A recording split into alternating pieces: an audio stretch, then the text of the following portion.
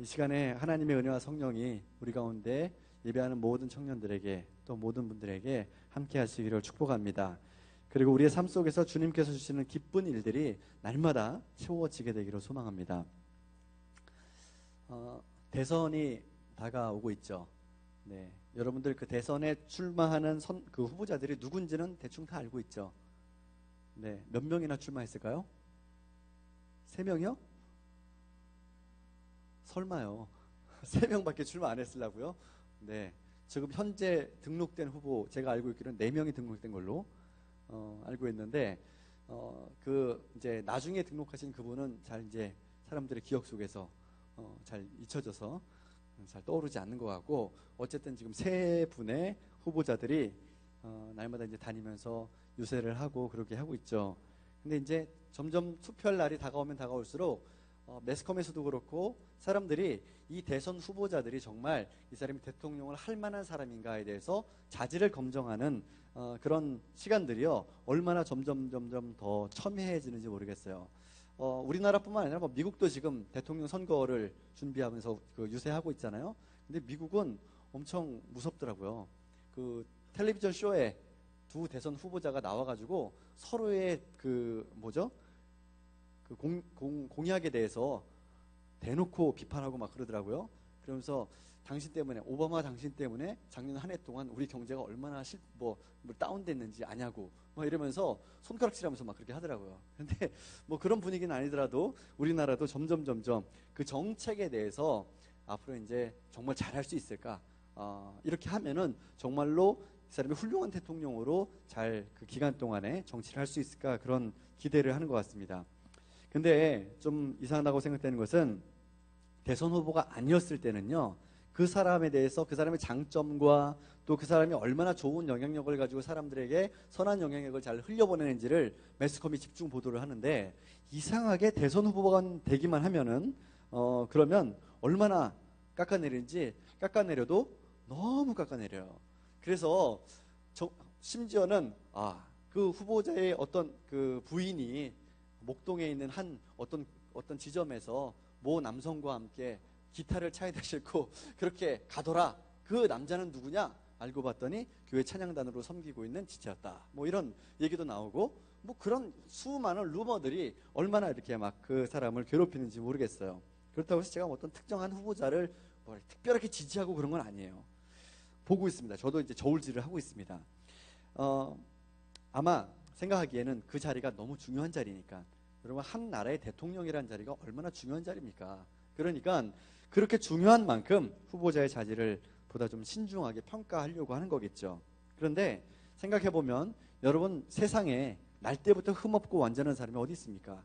다 누구나 흠이 있고 찾아보면은 뭔가 불편한 부분들이 있을 겁니다. 그런데 이렇게 뭔가 흠이 있고 연약한 부분들이 있는 사람들이 점점 다듬어져 가는 것, 그게 바로 사람의 인생이다라는 거죠. 그래서 저는 슈퍼스타 K라고 하는 그 프로그램을 좋아해요. 오디션 프로그램도 요즘 얼마나 많아요. 그런데 예전에 공전의 히트를 쳤었던 나는 가수다, 뭐 이거는 지금 2탄 시즌2로 가면서 사람들이 외면받는 그런 프로가 됐는데, 이거는 뭐 이렇게 기성 가수들이 나와서 서로 실력을 겨루는 그런 프로그램이라고 한다면, 이 슈스케가 아직 미완의 도전자들이잖아요. 거기 보면 지금 청소년도 있고 또 청년들도 있고 군인도 있고 뭐 그렇단 말이에요. 근데 그 사람들이 나와서 한 스테이지 한 스테이지 매주 진행될 때마다 점점 성장하는 모습들이 이렇게 보이잖아요. 그걸 보면서 야, 이게 참 괜찮다. 그리고 매주 진행되는 그 오디션에서 떨어지는 사람도 있어요. 출연자 모두가 다 꿈이 있고 그리고 실력을 갈고 닦아서 최선을 다하는 것일 테지만, 하지만 떨어질 때 얼마나 마음이 아플까. 세상이 참 냉정한 것 같기도 합니다. 하지만 그게 지금 우리가 사는 실제 리얼 월드라는 거죠. 그래서 우리가 경험하는 이 세상이 우리를 어떤 최고의 실력자가 아니면 그 사람은 너는 당신은 거의 실패자일 가능성이 맞다, 그렇게 낙인을 찍기도 합니다. 여러분, 실력자와 실패자의 차이가 뭘까요? 어떤 사람이 실력자고 어떤 사람이 실패자일까요? 네, 실력자와 실패자의 차이는요, 한 글자 차이예요. 역자와 패자, 한 글자 차이지만 그 차이가 너무너무 커요. 그 한 글자 때문에 사람들의 인생이 하늘 높은 줄 모르고 막 올라가기도 하다가 또 완전히 바닥에다 꽉 처박히는 그런 일들이 너무나 많이 있지 않습니까? 생각해보면은 최고의 자리는 하나밖에 없어요. 최고라고 하는 말 자체가 하나잖아요. 정상에 있는 하나. 그렇기 때문에 우리에게 모두가 다 세상이 말하는 그런 최고의 자리는 오를 수가 없는 겁니다. 그래서 저는 최고의 실력자 이런 것도 좋지만 그것보다는 우리 청년들이 일상의 실력자가 되었으면 좋겠다, 그런 생각을 했습니다. 일상의 실력자라고 하면은 어떤 한 특정 분야에서 어떤 달인의 경지에 이른 사람, 그런 사람 의미하는 것, 그런 것도 있겠지만은 저는 그런 의미보다는 우리가 삶을 대하는 태도가 어떤가, 이 부분에 대해서 좀 이야기하고 싶어요. 얼마나 내가 성실하게 내 인생의 목표를 정하고 그 목표를 향해서 달려가고 있는가. 잘하는 것과 성실한 거는 좀 다른 문제입니다. 그리고 그 목표가 세워진 기반이, 목표가 과연 어떤 기반 위에서 그 목표가 세워졌는가 하는 것, 그것을 세상의 관점이 아니라 성경이 말하는 관점에서 좀 보고 싶다라는 거예요. 왜냐하면 우리는 세상이 요구하는 대로 사는 사람이 아니라 천국의 소망을 두고 예수님의 말씀에 기초를 두고 사는 사람들이기 때문에. 그렇죠? 그래요? 네, 그러면 아멘이라고 좀 해보세요. 그렇습니까? 네, 그렇단 말이에요. 그래서 우리가 재는 기준과 자는요, 세상의 기준과 자가 아니라 성경에 맞추어서, 성경에 비추어 보아서 우리의 인생의 목표와 그 기반들을 측정해 보아야 된다는 거예요. 성경에 나오는 일상의 실력자들이 누가 있을까요? 수많은 사람들이 있을 텐데 떠오르는 대로 한번 적어봤어요. 노아 실력자 맞습니까? 노아가 누군지를 잘 몰라서 있어요. 하여튼 노아. 아브라함은 들어봤어요? 네, 아브라함 실력자 맞습니까? 이현정 자매 실력자 맞습니까? 네, 맞대요. 모세는 많이 들어봤죠? 네, 모세는 어때요? 실력자 맞습니까? 제가 물어보지 않을 거예요. 안심하고 그냥 대답하세요. 왜 그런지 물어보지 않을 거예요. 여호수아, 다윗, 엘리야와 엘리사 같은 선지자들도 있고, 다니엘과 세 친구들, 이런 사람들, 욥, 사도들, 바울, 디모데, 그리고 누구보다도 누구? 예수님. 이런 수많은 그런 믿음의 선조들이 얼마나 일상 속에서 하나님의 뜻을 이루어가고 하나님의 능력을 부어주신 그 능력 가운데 살아갔는지 몰라요. 근데 이분들의 공통점을 좀 보면은 공통점이 하나 있는데, 그게 뭐냐면 하늘의 소망을 둔 사람들이었다. 따라해 봅시다. 하늘의 소망을 둔 사람. 그리고 그 소망을 향해서 변함없는 열심으로 달려갔던 사람들이었다라는 거예요. 저는 오늘 우리가 함께 읽은 이 말씀인 바울이 영적인 아들처럼 생각했던 디모데에게 한 권면, 이 권면을 통해서 어떻게 하면은 우리가 세상 속에서 하나님의 영광을 드러내면서 세상 앞에 선 믿음의 실력자로 살아갈 수 있을까를 고민하면서 함께 좀 도전받기를 원합니다. 청년들이 세상 속에 우뚝 선 그런 믿음의 실력자가 되기 위해서 갖춰야 될 건 뭘까요? 저는 그것을 문제 속에 답이 있어요. 저는 그것을 뭐라고 생각하냐면 믿음과 실력이라고 생각을 합니다. 믿음과 실력이라는 것이 수레바퀴의 두 바퀴처럼 서로 같이 균형을 이루어야, 그래야 그 수레바퀴가 굴러가는 것처럼 우리가 세상 가운데 우뚝 선 믿음의 실력자로 설 수 있게 된다는 겁니다. 이 두 가지 요소가 겸비되어야 하나님께서 쓰시기에 합당한 그런 귀한 일꾼으로 우리가 성장하게 될 수 있어요. 믿음과 실력 중에 그 어느 것 하나가 부족해도 안 돼요. 같이 균형을 맞추어서 우리가 개발해 나가야 되는 부분들인데, 물론 우리가 실력이 없어도요, 주님께서 우리를 강한 주님의 능력의 손으로 강권적으로 사용하실 수도 있죠. 하나님께서 천지를, 모든 세상 만물을 말씀으로 창조하신 분인데 내가 아무리 능력이 없어도 하나님이 쓰시겠다고 결심하시면 그러면 나를 사용하지 못하실까요? 그렇지는 않아요. 하지만 하나님이 쓰시고자 할 때 불편함이 없는 도구, 여러분 연필을 깎으려면 칼이 있어야 되죠. 네, 요즘은 연필 깎기로 깎으니까 그렇지는 않은데 저는 연필을 칼로 깎는 걸 좋아해요. 왜냐하면 그 칼로 깎을 때 그 아날로그 감성이 있어요. 그래서 칼로 깎는데, 그런데 연필을 잘 깎으려면요 칼이 날카로워야 돼요. 커터 칼이 날카로워야 그래야 연필이 잘 깎이거든요. 무뎌지면 쓰기 불편하단 말이에요. 그런 것처럼 하나님이 쓰시고자 할 때 우리의 영적인 상태가 예리하게 칼이 잘 갈려 있는 것처럼 그렇게 준비되어 있다면 아마 하나님이 쓰시기에 훨씬 더 좋을 거예요. 그런데 날이 무뎌요. 커터인데, 생긴 건 커터인데 무도 안 잘려.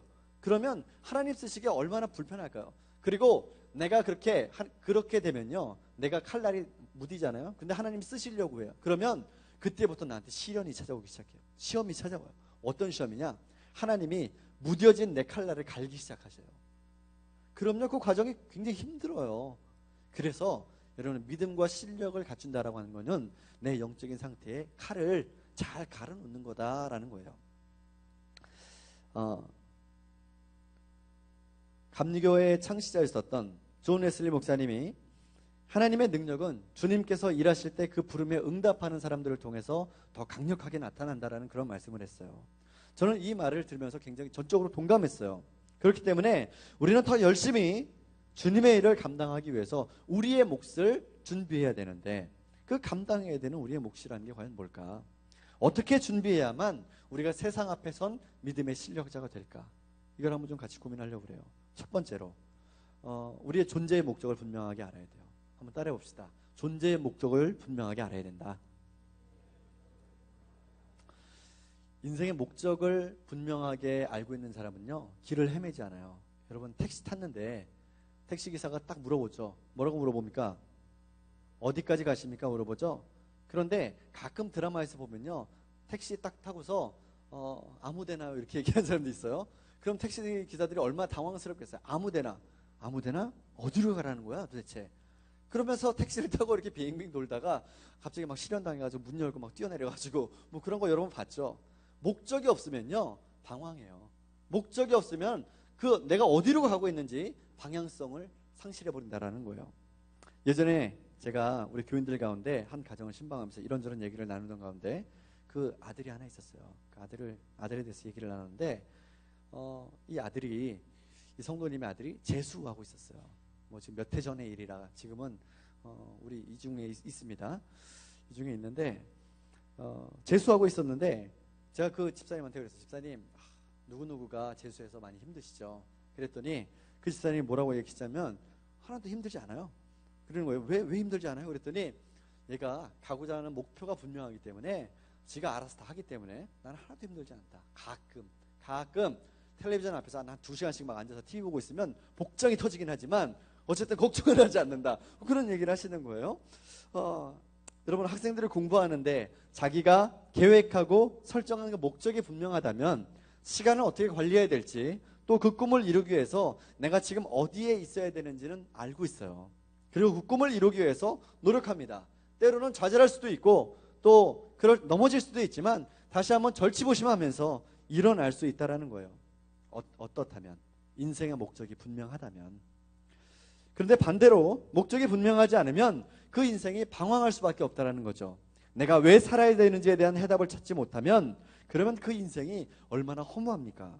그래서 존재의 목적을 분명히 하는 것, 이것은 세상 가운데 우뚝 선 믿음의 실력자로 살기 위해서 갖춰야 되는 아주 중요한 포인트예요. 그런데 그 인생의 목적을 확인하고 분명하게 알고 살기 위해서는 우리가 인생의 주관자이신 예수님을 만나야 된다는 거예요. 사도 바울이요, 실력자였어요. 여러분도 잘 알고 있는 것처럼 이 사도 바울은 유대교를 이끌어 나갈 차기 인재였어요. 그는 실력과 열정에 불타는 사람이었어요. 그런데 바울이 주님을 만나는 경험을 한 뒤에 그의 열정과 그의 능력이 이방인들을 향한 복음 전파를 향해서 하나님께서 귀하게 쓰시는 도구가 되었어요. 이방인들을 위한 선교의 도구로 부름받았다는 사명이 바울에게 확실하게 각인되고 난 이후로부터는 그의 인생 가운데 주어지는 수많은 역경과 곤란한 어려운 일들, 그 곤란함과 어려운 일들이라는 것은 목숨, 생명을 위협당하는, 맨날 붙잡혀가서 맞고 감옥에 갇히고 거의 맞는다는 건 죽기 직전까지 맞는 그런 상황이에요. 그런 일들을 매번 겪으면서도 그럼에도 불구하고 예수 그리스도를 전하기에 포기하지 않았던, 이방인들을 향해서 복음 전하기를 그치지 않았던 그 열정이 계속해서 살아있을 수 있었던 그 이유가 뭐냐? 인생의 목적이 분명하게 있었기 때문에, 하나님이 주신 예수 그리스도 안에서 세워진 믿음의 열정이 있었기 때문에. 그렇기 때문에 그렇다는 거죠. 여러분, 우리의 인생의 목적이요, 예수님께 있음을 꼭 기억하길 바랍니다. 좀 더 구체적으로 해보면은 내 인생을 주님께서 어떻게 사용하기를 원하시는지를 알아야 돼요. 바울이 디모데에게 한 권면의 말씀 한번 좀 볼게요. 디모데후서 2장 7절에서 8절 말씀 같이 한번 읽어봅시다. 시작.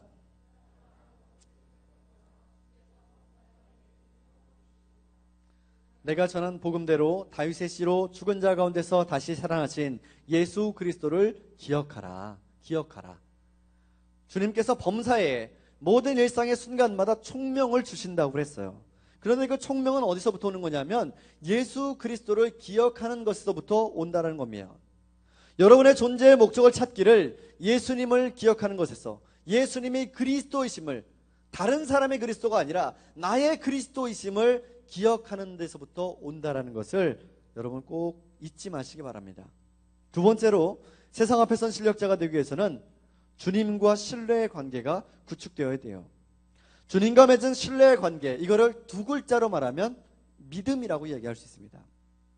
주님께서 내 힘과 능력이 되시고, 그리고 세상을 이길 힘을 주신다는 절대적인 신뢰가 있으면 그럼 우리는 흔들리지 않아요. 우리가 믿음의 길과 세상의 길, 두 길 가운데 왜 방황할까? 세상의 길은 넓고 편안한 것처럼 보이지만 세상의 방법은 빠른 시간 내에 높은 자리까지 금방 올라갈 수 있을 것처럼 보이기 때문에, 그렇기 때문에 그래요. 그런데 세상의 길과 방법이라는 것이요, 우리를 온전하게 하지는 못해요. 좋은 대학에 들어가고 큰 회사에 취직하고 사업을 잘해서 돈을 많이 번다고 해서 그 인생이 결코 온전한 인생이 되는 것과는 좀 다른 문제라는 거죠. 세상의 학문과 지식을 많이 얻는다고 해서 그 인생이 온전해질까요? 그렇지 않아요. 소위 세상에서 성공한 사람이라고 그렇게 하더라도 그 인생 가운데서는 분명히 인생에 돌뿌리들이 있다는 거예요. 근심과 염려가 떠나지 않아요. 이거는 믿는 사람이나 믿지 않는 사람이나 다 마찬가지예요. 세상을 사는 동안에 우리가 날마다 경험하는 근심과 염려의 일들이 있어요. 그런데 믿는 사람과 믿지 않는 사람들, 세상의 법칙과 세상의 방법을 따라 사는 사람과 믿음의 법칙을 따라 사는 사람과는 분명히 근심을 대하는 태도가 다르다는 거예요. 여러분, 유수의 기업 회장들이 자살하는 거 종종 여러분 우리가 뉴스를 통해서 보잖아요. 비록 힘들고 어려운 길처럼 보여도, 성공할 수 없는 방법처럼 보일지라도 주님의 방법을 선택하는 것, 그게 바로 믿음이라는 겁니다. 그런데 이런 선택은 주님과의 절대적인 신뢰가 없이는 가능하지 않아요. 히브리서 기자가 이렇게 얘기했어요. 히브리서 11장 6절 말씀에 같이 읽을까요? 시작. 믿음이 없이는 기쁘시게 못하나니 하나님께 나아가는 자는 반드시 그가 계신 것과 그가 자기를 찾는 자들에게 상 주시는 이심을 믿어야 할지니라. 믿어야 할지니라. 믿음이 없이는 하나님을 기쁘시게 할 수 없다라고 그랬어요. 그리고 믿어야, 그래야 상 주신다라는 거예요. 주님은 한결같은 사랑과 신뢰로 믿음의 자녀들을 지켜보고 계신 분이세요. 오늘 우리가 본 말씀 가운데서도 바울이 디모데에게 13절에서 뭐라고 말씀하냐면, 우리는 미쁨이 없을지라도 주는 일양 미쁘시니 자기를 부인하실 수 없으시리로다 라고 그랬어요. 미쁘다는 말은요, 한결같다라는 말이에요. 신실하다는 얘기예요. 변함이 없다라는 말이에요. 그렇기 때문에 우리를 향하신 하나님의 자비와 인자하심, 그리고 늘 우리를 기다려주시는 그 하나님의 사랑은 늘 한결같아요. 변함이 없어요. 그런데 늘 문제는 우리가 늘 주님을 부인하고 주님께서 가리키고 계시는 그 길과 방법을 따라가지 않는다는 데 문제가 있다는 거예요. 히브리서 11장 1절에서 2절 말씀, 믿음은 바라는 것들의 실상이요 보이지 않는 것들의 증거니 선진들이 이로써 뭘 얻었다고요? 증거를 얻었느니라. 믿음을 가지고 넘실거리는 그 요단강을 향해서 홍해바다 앞에 서서 한 발 내딛는 그 믿음의 용기를 여러분도 갖게 되기를 축원합니다. 우리 주님은 우리를 향해서 선하고 아름다운 길을 예비하고 계신다는 것을 여러분 꼭 믿으시기 바라요. 이런 믿음의 신뢰가 바로 우리를 골리앗 앞에 선 다윗과 같은 그런 용기를 내게 한다라는 거예요. 세 번째로, 세상 앞에 선 실력자가 되기 위해서는 최선을 다해서 우리에게 하나님께서 주신 그 달란트들을 개발하고 다듬어야 돼요. 이스라엘의 가장 위대한 왕으로 사람들에게 기억되고 오늘날까지도 이스라엘 사람들이 그때의 영광을 회복했으면 좋겠다라고 그렇게 사모하는, 갈망하는 바로 그 다윗. 그 다윗은요, 주님께서 사무엘을 통해서 이스라엘의 왕으로 기름 부으시려고 할 때 세워진 그 이세의 아들들 중에서 이스라엘 왕으로 세움받기에는 너무 보잘것없다고 볼품없다고 생각해서 그 자리에 불림받지도 못했던 그런 아들이었단 말이에요. 그런데 그런 다윗이 하나님의 마음에 합한 사람이라고 그랬어요. 다윗의 어떤 점이 하나님의 마음에 합했을까? 어떤 점이 그렇게 하나님의 마음에 쏙 들었을까? 말씀 가운데 보니까요, 시편 78편 70절에서 71절 말씀 같이 읽어봅시다. 시작. 또 그 종 다윗을 택하시되 양의 우리에서 취하시며 전령을 지키는 중에서 저희를 이끄사 그 백성인 야곱 그 기업인 이스라엘을 기르게 하셨더니 이에 저가 그 마음에 성실함으로 기르고 그 손에 공교함으로 지도하였더라. 아멘. 다윗은요, 성실하게 자기에게 주어진 일들에 최선을 다하는 사람이었어요. 이것이 바로 실력이에요. 자기가 비록 양 몇 마리 돌보는 그 젖자는 양 돌보는 그런 목동이지만, 하지만 그런 광야에서 그 양들을 칠 때에 그 양들을 물어가려고 호시탐탐 노리고 있었던 곰과 이리와 늑대를 자신이 가지고 있었던 유일한 무기 막대기와 물매를 가지고서 지켜내야 했던 그런 사람이 바로 다윗이란 말이에요. 여러분, 하루아침에 다윗이 물매를 확 던져가지고 하나님이 갑자기 성령으로 다윗에게 능력을 확 부어주셔가지고 물맷돌이 자동으로 쫙 날아가서 골리앗의 이마에 정통으로 딱 맞는 그런 역사가 일어난 게 아니에요.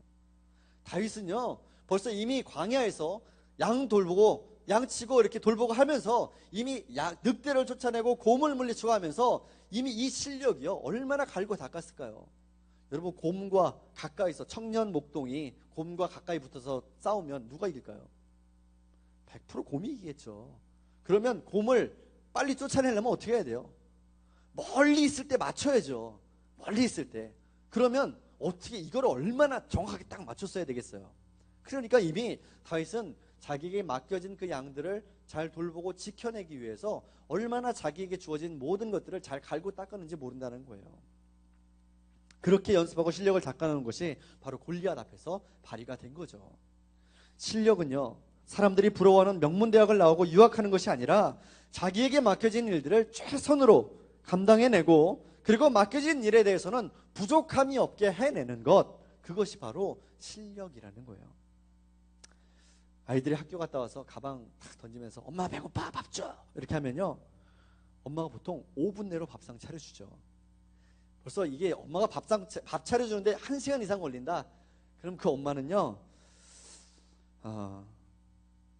실력이 없는 거예요. 실력이 없는 거라니까요. 밥을 맛있게 차리고 뭐 이런 거는 좀 둘째치고 일단 빨리 줘야 돼요. 배고프다고 하면 빨리 줘야 돼요. 그게 실력인데, 자기 앞에 놓여있는 그 문제를 해결해낼 수 있는 능력, 그게 실력이란 말이에요. 몇 해 전에 우리 교회 오르간에, 전자오르간에 문제가 있었어요. 그때 어떤 때였냐면 지방체육대회를 하고 나서 토요일날 이렇게 왔는데, 오후에 왔는데 오르간 그때 연습하고 있었던 우리 이제 지금은 결혼해서 작년이 된 김지혜 자매가 그러는 거야. 목사님 큰일 났어요. 뭐 왜 그러는데? 그랬더니 오르간을 키는 저게 이제 전자오르간이거든요. 그렇다 보니까 저걸 키는 스위치가 있어요. 근데 그 스위치가 그냥 버튼 뚝 누르면 팍 켜지는 그런 스위치가 아니라 열쇠를 이렇게 딱 키를 돌려야 저 오르간이 켜지는 그런 시스템이에요. 그런데 그 키가 망가진 거예요. 그래서 이거 오르간을 킬 수가 없는 그런 상황이 됐다는 거죠. 그래서 제가 그냥 일단 급하니까 임시로 그 키를 뜯었어요. 뜯어가지고 그냥 전기를 연결을 이렇게 막 대충 이렇게 해가지고 그냥 주일은 대충 떼어서 했어요. 뭐 설교하는 이 목사가 스스로 자기 실력 있다고 자랑하려고 이러는 거 아니야? 벌써 이렇게 의심의 눈초리를 바라보는 여러분들, 아니에요. 그렇지 않아요. 저는 실력자가 되고 싶은 사람이지 아직 멀었어요. 그래서 제가 오르간 회사에다 전화를 해봤어요. 그 미국에 있는 회사인데 오르간이 뭐 미국에서 이제 수입해서 오는 그런 오르간이다 보니까 그 부품도 미국에서 수입해 와야 되고, 그러니까 수리비 얼마나 드냐? 그랬더니 한화로 대략 한 50만 원쯤 든다는 거예요. 이게 무슨 키박스 하나 교체하는데 무슨 50만 원씩, 말도 안 된다고? 그것도 한 번에 되는 것도 아니고 2주 정도 기다려야 된다는 거예요. 2주 동안 우리는 예배 때 오르간을 치지 말라는 얘기냐? 그래서 알았다 하고 전화를 끊었어요. 그리고 제 이 고민을 우리 교회에 이 전자계통에 아주 굉장히 능통한 장로님이 한 분 계세요. 그래서 그 장로님 이렇게 여쭤봤어요. 장로님, 이게 이런 상황인데 이거 어떻게 해야 좋을까요? 그랬더니 장로님이 와서 딱 보시더니 목사님 걱정하지 마세요. 이거 아무것도 아니에요. 그러시면서 청계천에 가서요. 그 kit박스를 하나 사오셔가지고 바로 교체했어요. 얼마 들었게요? 10,000원 들었어요. 이게 실력이죠, 이게. 여러분, 우리 모두가 주님 앞에서 이런 신실한 믿음의 사람이요, 세상 앞에서는 실력자들이 되기를 소원합니다. 사업을 하는 사람들은 자기의 사업의 장에서, 또 직장 생활하는 사람들은 자기의 직장 생활에서, 공부하는 학생들은 학업의 장에서 내게 주어진 일들을 최선을 다해서 감당하기를 바라요. 다윗처럼 마음의 성실함과 손의 공교함으로, 손의 공교함이라는 건요, 정밀하게 얼마나 그 자기에 맡겨진 일들을 잘 해냈다라는 그런 얘기거든요. 그렇게 감당하기를 바랍니다. 마지막으로 믿음에 기초한 이 실력을 갖추기 위해서는요, 절제할 줄 알아야 돼요. 어제 무한도전 300회 특집 방송을 봤어요. 봤어요? 네, 저 보면서 눈물이 나올 뻔했어요. 야, 그 멤버들 간에 그동안에 참 서로 그 속마음을 터놓고 이야기를 하는데, 처음에는 좀 미숙하고, 야, 얘가 왜 이럴까? 막 이렇게 생각했던 멤버들이 점점 이렇게 성장하고 있다는 걸 서로 이렇게 확인하면서 되게 기뻐하고 격려해주는 모습을 이렇게 보면서, 야, 마음이 좀 따스해지더라고요. 그런데 그 중에서 유재석 씨가 한 말이 제 마음에 탁 와서 닿았어요. 그 자기가 지금 이 프로그램 안에서 차지하고 있는 비중이 너무 크기 때문에 동생들한테 그 길을 열어주기 위해서는 자기가 떠나야 된다는 거예요. 네? 자기 지금 1인자인데 한참 제일 잘 나가고 있는데 그런 말을 하는 거예요. 그런데 그게 그냥 자기 이렇게 좀 잘 보이려고 하는 그런 가식적인 말처럼 느껴지지는 않았어요. 진심으로 느껴졌어요. 그러면서 자기가 거기 같이 있던 이제 다른 멤버들이 유재석 씨한테 그렇게 얘기하는 거예요. 형은 어떻게 그렇게 한결같이 그 예능감을 유지할 수 있고 그렇게 인기를 계속 지속적으로 이렇게 잘 관리할 수 있는 이유가 뭐냐, 그 도대체 그 비결이 뭐냐, 그렇게 물어보는 거예요. 그랬더니 이 유재석 씨가 그런 얘기를 하더라고요. 야, 내가 예능을 하다 보니까, 유재석 씨가 지금 무한도전 말고 또 하는 거 있죠. 런닝맨도 하잖아요. 런닝맨은 처음부터 끝까지 뛰잖아요. 이 뛰는 걸 하다 보니까 이 뛰는 게 막 쫓고 쫓기는 그런 관계가 아슬아슬하게 막 이렇게 돼야 이게 프로그램이 재밌고 시청자들한테 재미를 주는 건데, 인기를 주는 건데, 그런데 그렇게 하려고 막 하다 보니까 막 내가 이제 담배도 피고 있고 운동도 안 하고 이렇게 하니까 막 갑자기 어느 순간부터 숨이 차고 도저히 그게 너무 힘들더라는 거죠. 그래서 내가 이거를 위해서는 내가 담배를 끊어야겠다. 담배를 끊었다는 거예요. 그리고 체력을 잘 관리해야겠다고 생각해서 체력 운동을 계속 했다라는 거죠. 그러면서 하는 얘기가, 좋은 것을 얻기 위해서는 두 가지 다 얻을 수는 없는데 좋은 것 얻기 위해서는 하나는 버려야 된다. 절제해야 된다라는 그런 얘기를 하는 거예요. 그래서 제가 그 말을 들으면서 되게 공감이 되더라고요. 사도 바울도 귀신의 그 우상의 제사상에 올랐던 그 재물, 그 음식들, 그것을 먹는 것 때문에 교회 안에 분란이 일어났는데, 그런데 사람들이 물었죠. 이거 먹어야 됩니까? 말아야 됩니까? 물어봤단 말이에요. 그랬더니 바울이 뭐라고 얘기했냐면, 난 먹을 수 있다. 나는 아무것도 그것에 대해, 그 음식에 대해서 전혀 거리낌이 없다. 왜냐하면 나는 하나님 앞에서 떳떳하기 때문에. 하지만 내가 그거 먹는 것 때문에 누군가가 그걸 보고 마음에 실족하고 시험이 된다면 그건 내가 아무리 하나님 앞에서 떳떳해도 차라리 먹지 않는 게 낫다. 그렇게 얘기하면서 믿음의 절제에 대해서도 이야기했단 말이에요. 고린도전서 10장 21절에서 23절 말씀 같이 한번 읽어볼까요? 시작. 너희가 주의 잔과 귀신의 잔을 겸하여 마시지 못하고 주의 식탁과 귀신의 식탁에 겸하여 참여하지 못하리라. 그러면 우리가 주를 노여워하시게 하겠느냐? 우리가 주보다 강한 자냐? 모든 것이 가하나 모든 것이 유익한 것은 아니요, 모든 것이 가하나 모든 것이 덕을 세우는 것은 아니니. 그렇죠, 여러분? 여러분 공감합니까? 바울 선생님의 말에 지금 심하게 공감이 되고 있어요. 여러분, 세상 가운데 우뚝 선 믿음의 실력자, 이렇게 서기 위해서는 절제의 미덕이 필요하다는 거예요. 내가 좋아하던 것들이 내가 믿음의 실력자로 실력을 갖추는데 도움이 되지 않고 오히려 그것이 방해가 된다면, 그렇다면 그거 버리고 절제하는 것이 필요하다는 거예요. 가끔 게임 할 수 있어요. 그런데 게임을 너무 사랑해.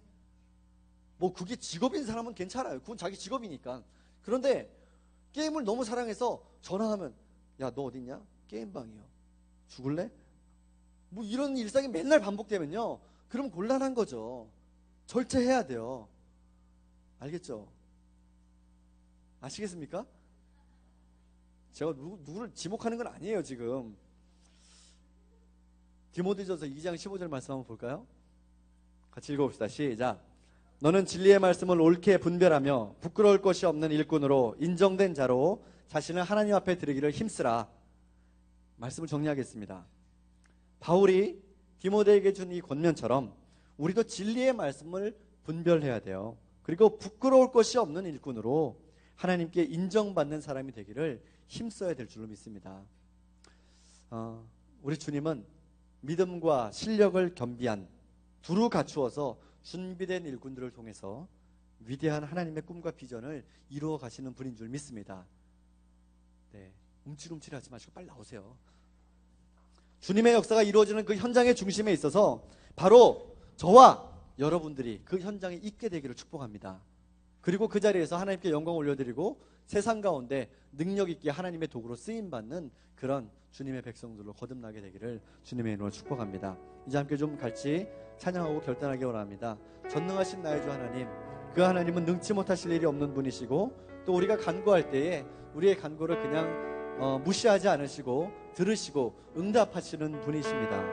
그리고 주님 안에서 우리의 소망과 우리의 비전도 분명하게 이루어질 겁니다. 문제는 뭐냐면 우리가 믿음으로 주님께서 배 오른편으로 그물을 던져라라고 그렇게 예수님 말씀하셨을 때 주님의 말씀에 순종해서 예 주님 제가 밤이 새도록 밤이 맞도록 그렇게 그물을 던졌지만 한 마리도 던지지 못했지만은 주님의 말씀을 믿고 신뢰함으로 내가 그물을 던지겠습니다. 던졌을 때에 그물이 찢어지도록 고기가 잡혀 올라왔던 그 놀라운 역사들을 예수님의 제자들이 경험했던 것처럼 여러분들의 삶 가운데서도 그런 일들이 날마다 이루어지는 일상이 되기를 소원합니다. 어쩌다가 한번 이루어지는 기적이 아니라 믿음의 능력 안에서 날마다 일상 가운데서 그게 너무너무 자연스러워서 하나님 너무 감사합니다. 하지만 내가 이것으로 인해서 놀라진 않습니다.